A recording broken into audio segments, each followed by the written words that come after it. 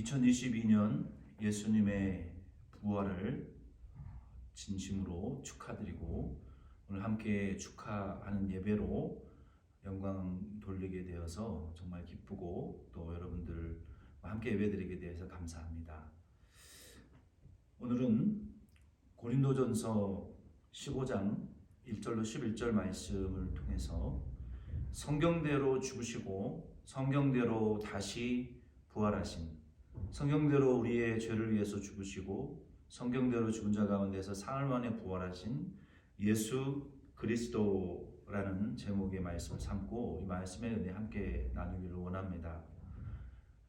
먼저 이번 주와 다음 주 주일 그리고 주중에 고린도전서 15장 전체의 말씀을 증거하고 우리가 이 부활 주일을 기념해서 단 한 주만 이 부활의 말씀을 전하고 지나가는 것은 너무나 아쉽기 때문에 이 부활절 말씀, 부활절 예배를 통해서 우리가 이 부활을 통한 우리 그리스도인들의 이 교회의 정말 중대하고 너무나 그 위대한 부활의 복음, 그리고 예수님의 또 재림과 관련된 우리 그리스도인들의 신앙생활을 연결지어서 고린도전서 15장 전체의 말씀을 이번 주 그리고 다음 주일, 이번 주중, 다음 주중 굿모닝 자연 멤버 말씀을 통해서 15장 말씀을 2주간 묵상하면서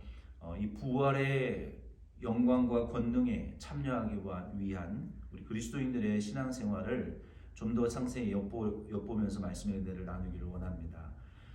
이번 주는 우리 예수 그리스도께서 성경대로 죽으시고 부활하신 내용을 함께 살펴보고 다음 주일에는 만약에 그리스도께서 부활하신 것이 없다면 이라는 제목으로 그리스도의 부활이 없을 때 일어나는 도미노 현상과 같은 그 7가지 정도의 진리에 관련된 말씀을 우리가 함께 좀 더 깊이 또 묵상하고 고민하고 또 들으면서 은혜 받기를 원합니다. 우리 예수 그리스도는 성경대로 우리의 죄 때문에 죽으셨고 성경대로 죽은 자 가운데서 사흘 만에 부활하셨습니다. 우리 예수님의 부활을 함께 다 축하드리고 오늘 하나님께 영광 돌리는 주일인 줄로 믿습니다.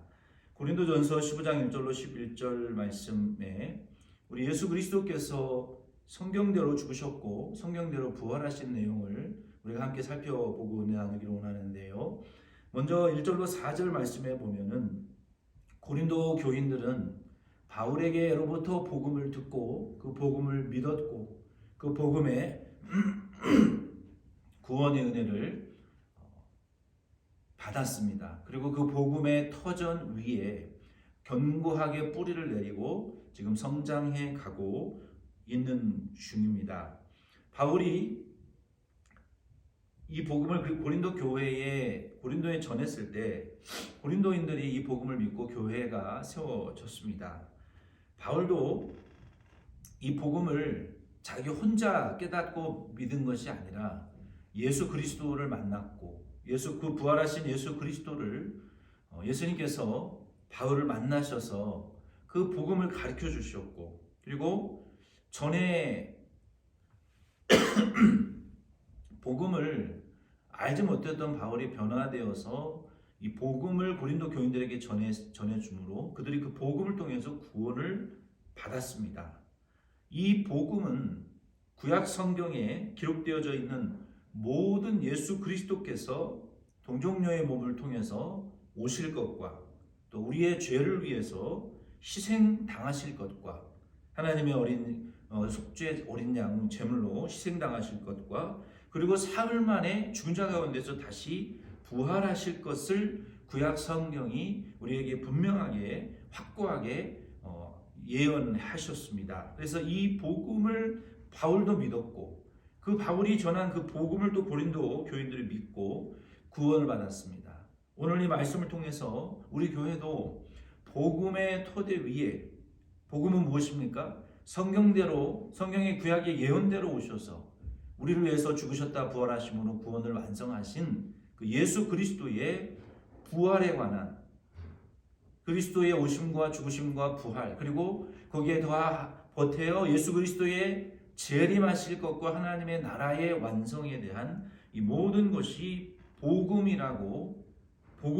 그래서 저와 여러분도 이 복음의 토대 위에 그리스도의 희생과 그리스도의 죽으심과 그리스도의 부활하심과 예수 그리스도의 그 성경대로 승리하신 것과 우리 주 예수 그리스도의 다시 재림하실 것에 대한 확고한 믿음과 우리 그 주 예수 그리스도께서 완성하실 하나님의 나라 천국과 지옥에 대한 이 확실한 토대 위에 저와 자신들을 우리 교회를 건축해 나갈 수 있기를 바랍니다.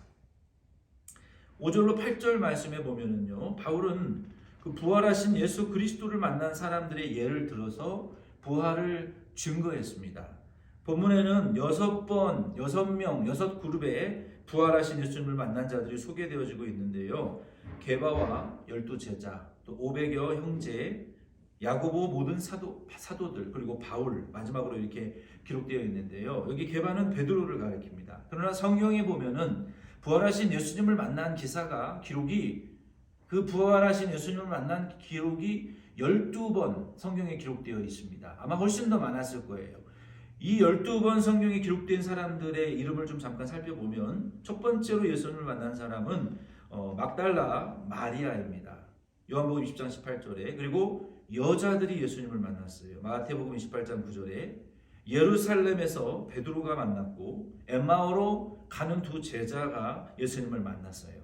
예루살렘의 10사도가 도마가 없을 때, 예루살렘에서 도마가 다시 있을 때 예수님이 또 도마를 위해서 나타나 주신 사건, 7사도가 만났고요. 갈릴리에서 11사도들이 가룟 유다를 제외한 예수님을 만났습니다. 그리고 구름 타고 승천하실 때에 500여 형제들이 예수님을 보았고 야고보에게 나타나셨고, 승천하실 때 모든 사도들이 보았으며 맨 마지막으로 사도 바울에게 예수님이 나타나셨습니다. 그리고 그 이후에도 성경에 기록되어 있지 않지만 이 12번의 성경의 기록과 더불어 그 이후에도 부활하신 예수님을 만난 그리스도인들이, 허다한 무리들이 예수 그리스도를 만났습니다.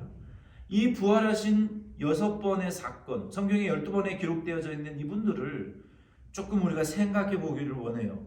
그분들은 어떤 상태에서 예수님의 부활하신 예수님을 만났습니까? 그들이 막 성령 충만하고 기도 많이 하고 금식하다가 예수님을 만난 사람은 한 사람도 없어요. 보니까 대부분 주님을 부인하고 저주하고 도망쳤던 주님의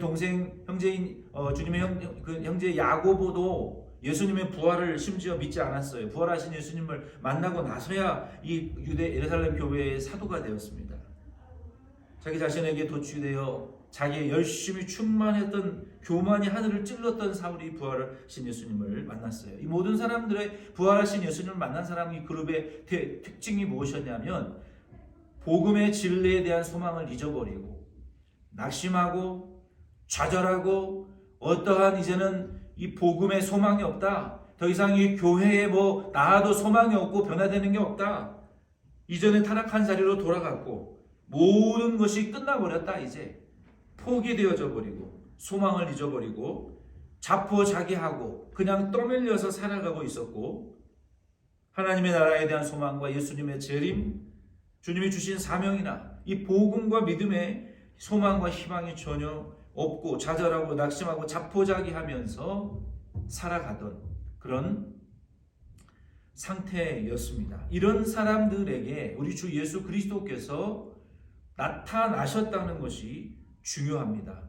그러므로 저와 여러분도 이 예수님의 부활하신 예수님을 만난 분들의 그 영적인 상태와 별반 다를 것이 없습니다. 우리도 믿음이 약해져 있고 떠밀려서 사는 삶처럼 살아가고 있고, 하나님의 나라에 대한 소망과 기대, 교회에 대한 소망과 기대, 우리의 믿음의 소망과 기대, 낙심과 좌절과 떠밀려서 사는 그런 인생처럼 우리가 이 세상을 살아가고 있는 저와 여러분에게 필요한 것이 무엇이냐면 이 부활하신 예수님을 만나야 된다는 것입니다. 이게 절대적으로 우리에게 필요한 사실이에요. 9절로 11절 말씀해 보면 바울이 이 부활하신 예수님을 만난 뒤에 변화되었습니다. 그 변화된 바울이 여기 9절로 11절 말씀에 보면은 지속적으로 자기가 죄인이고 자기가 정말 작은 자이고 자기는 하나님 앞에 아무것도 한 것이 없다라는 이러한 태도를 유지하고 있어요. 바울이 교회를 핍박했던 것을 또 이야기하고 있습니다. 여러 서신서에 말하고 있어요. 그리고 에베소서 3장 8절 말씀에도 보면 자기는 어떤 성도보다도 지극히 작은 자라고 자기를 말하고 있어요. 그리고 죄인 중에 괴수라고까지 디모데전서 1장 15절에 보면은 말하고 있습니다. 바울의 이러한 태도는 자기가 겸손해지기 위한 고백이고 노력이었어요. 또 그것에 대한 실제적인 노력으로 겸손해지기 위해서 다른 사도들보다도 더 힘들고 어려운 사역을 위해서 그 힘든 수고를 마다하지 않았습니다. 그리고 바울은 그 힘들고 어려운 수고를 마다하지 않으면서도 다른 유명한 큰 교회 사도들보다도 더 힘들고 수고로운 일들을 많이 하면서도 그것 자체도 자기 힘이 아니라 하나님의 은혜로 하게 된다라고 감사하고 있었던 거예요. 이와 같이 우리도 부활하신 예수님을 만나야 바울처럼 겸손해질 수 있고 하나님의 은혜로 모든 일을 힘든 일을 해낼 수 있습니다.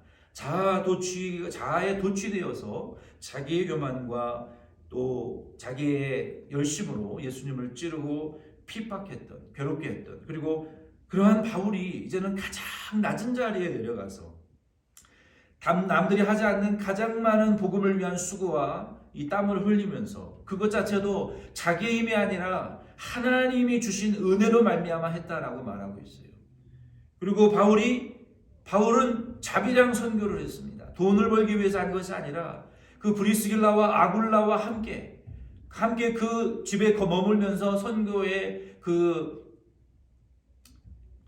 발판으로 삼고 그 지역의 공동체들을 섬기기 위해서 함께 일하며 복음을 전도하며 복음을 위해서 살았어요. 바울이 이와 같이 살아갔던 이유는 단 하나는 이유는 무엇입니까? 다메섹에 그리스도인들을 잡으러 가다가 그 다메섹의 길가에서 우리 주 예수 그리스도를 부활하신 예수님을 만났기 때문에 그가 변화되어져 버렸고 완전히 뒤바뀌어져 버려 컨버트 되어졌고 완전히 회심되어졌어요. 부활하신 예수님을 만났기 때문에 이처럼 변화될 수 있었습니다. 생각해 보세요.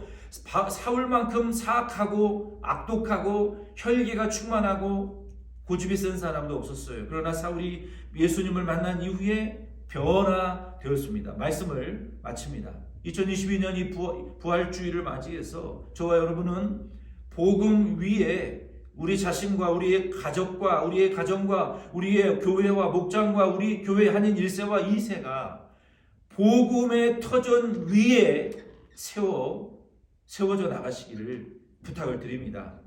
복음, 즉 성경대로 우리를 위해서 우리 죄 때문에 죽으신 그 예수 그리스도, 그리고 예언대로 죽은 자 가운데서 3일 만에 부활 승리하신 그 예수 그리스도의 복음을 우리가 믿고 그 복음을 다른 사람들에게 증거하는 그 부활의 복음의 증인들이 다 되실 수 있기를 바랍니다.